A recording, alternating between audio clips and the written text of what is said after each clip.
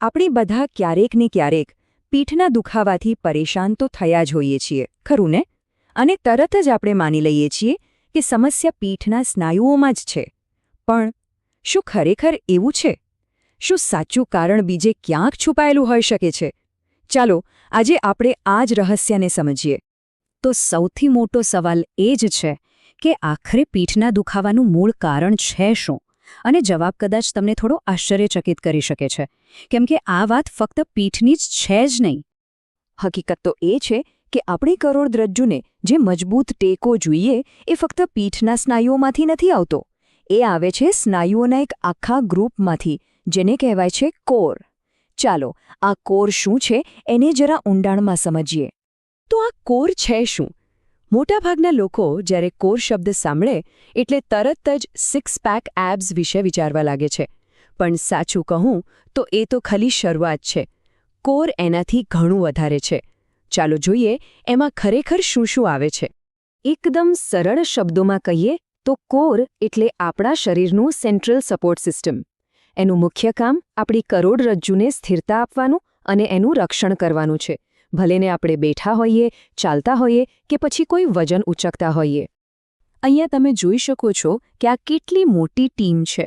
આમાં ફક્ત પેટના આગળના સ્નાયુઓ જ નથી, પણ પેટની બંને બાજુના સ્નાયુઓ, પીઠના નીચેના ભાગના સ્નાયુઓ, આપણા ગ્લુટ્સ એટલે કે નિતંબના સ્નાયુઓ અને પેલ્વિક ફ્લોરના સ્નાયુઓ પણ શામેલ છે. આ બધા સાથે મળીને કામ કરે છે. આને સમજવાની સૌથી સારી રીત એ છે કે તમારા કોરને એક કુદરતી ઇનબિલ્ટ કમરપટ્ટા તરીકે વિચારો. એક એવો પટ્ટો જે આપણી કરોડરજ્જુને 24 કલાક સપોર્ટ અને સુરક્ષા આપે છે. તો પછી સવાલ એ થાય કે જો આ કુદરતી કમરપટ્ટો નબળો હોય તો શું થાય? વેલ, ત્યારે જ એક ચેઇન રિએક્શન શરૂ થાય છે જે સીધું આપણને પીઠના દુખાવા તરફ લઈ જાય છે. જોઈએ કેવી રીતે? જ્યારે કોર નબળો હોય ત્યારે શરીરનો બધો ભાર સીધો પીઠના નીચેના ભાગના સ્નાયુઓ પર આવી જાય છે. આના કારણે આપણું પોસ્ચર બગડે છે, પીઠ પર સતત તણાવ રહે છે અને લાંબા ગાળે ડિસ્ક જેવી ગંભીર સમસ્યાઓનું જોખમ પણ વધી જાય છે. પણ સારી વાત એ છે કે આનો ઉકેલ બહુ જ સરળ છે. અને એના માટે કોઈ જીમ મેમ્બરશિપ કે મોંઘા સાધનોની જરૂર બિલકુલ નથી. આનો ઉકેલ આપણી પોતાની બોડીવેટ એક્સરસાઇઝમાં જ છુપાયેલો છે. તો ચાલો હવે આપણે એવી 7 એકદમ સરળ પણ ખૂબ જ અસરકારક કસરતો વિશે જાણીએ જે ગમે ત્યાં ગમે ત્યારે કરી શકાય છે અને પીઠને ફરીથી મજબૂત બનાવી શકાય છે. શરૂઆત કરીએ એકદમ હળવી કસરતથી. કેટ કાઉ સ્ટ્રેચ આ એક સરસ વોર્મઅપ જેવું છે જે આપણી કરોડરજ્જુને ગતિ આપે છે અને દિવસભરની જડતાને દૂર કરીને તરત જ રાહત આપે છે. આપણી બીજી કસરત છે બર્ડ ડોગ. આ કસરત બેલેન્સ અને સ્ટેબિલિટી માટે તો ઉત્તમ છે જ, પણ એ સીધી કરોડરજ્જુને ટેકો આપતા ઊંડા સ્નાયુઓ પર કામ કરે છે. ત્રીજી કસરત ડેડ બગ. આ કસરત આપણા મગજ અને શરીરને શીખવે છે કે હાથ પગની હલનચલન વખતે પણ કોરને કેવી રીતે એક્ટિવ અને સ્થિર રાખવો. અને આ પીઠની સુરક્ષા માટે ખૂબ જ જરૂરી છે. હવે વારો છે ગ્લુટ બ્રિજનો. યાદ છે ને આપણે વાત કરી હતી કે ગ્લુટ્સ પણ કોરનો જ એક મહત્વનો ભાગ છે.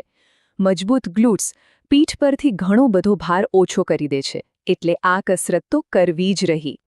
ફ્રન્ટ પ્લેન્ક આ કદાચ કોર સ્ટ્રેન્થ માટેની સૌથી ફેમસ કસરત છે અને એનું કારણ છે કે તે એક જ સમયે પેટ, પીઠ અને ખભરાના સ્નાયુઓને એક્ટિવેટ કરે છે. સારા પોસ્ચર માટે આ એકદમ પાયાની કસરત છે. આપણે આગળ અને પાછળના સ્નાયુઓની તો વાત કરી, પણ સાઈડનો સપોર્ટ પણ એટલો જ જરૂરી છે. સાઈડ પ્લેન્ક આપણા ઓબ્લિક્સ એટલે કે પેટની બાજુના સ્નાયુઓ પર કામ કરે છે અને કરોડરજ્જુને પડખેથી મજબૂતી આપે છે. અને છેલ્લે સુપરમેન હોલ્ડ.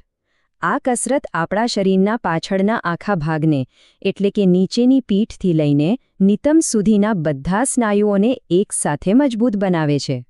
સારું, તો હવે આપણે બધી કસરતો વિશે તો જાણી લીધું, પણ એને રોજિંદા જીવનમાં એક રૂટીન તરીકે કેવી રીતે સામેલ કરવી? ચાલો હવે તમારી એક્શન પ્લાન જોઈએ. અહીંયા એક આખું રૂટીન તૈયાર છે. વોર્મઅપથી શરૂ કરીને પછી મુખ્ય વર્કઆઉટ અને છેલ્લે કૂલડાઉન. આ ટેબલને ફોલો કરીને દરરોજ સરળતાથી કસરત કરી શકાય છે. જો કે ખાલી કસરતો જાણવી જ પૂરતી નથી, એની સાચી રીતે અને સુરક્ષિત રીતે કરવી એનાથી પણ વધારે જરૂરી છે. તો સફળતા માટેના અમુક ગોલ્ડન રૂલ્સ પર એક નજર નાખી લઈએ. બસ આ 4 નિયમો હંમેશા યાદ રાખવાના.